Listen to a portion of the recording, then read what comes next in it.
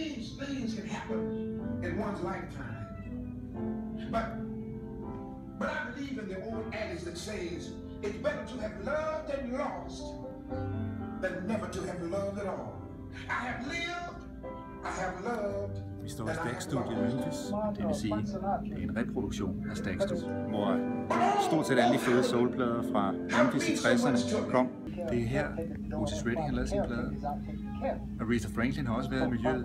Og så havde de det mest fantastiske backing-orkester her i Stax, nemlig Booker T and the MGs, med Steve Cropper og Donald Duck, der spillede henholdsvis guitar og bass, og Al Jackson på trommer og Booker T på orgel.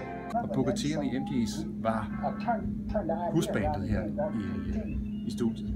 Det er dem, der ligger bag alle de fede soulplader fra Memphis op igennem hele 60'erne. De har også lavet deres egne plader. Elvis har faktisk også indspillet her i 1973. Det er ikke hans allerstolteste stund.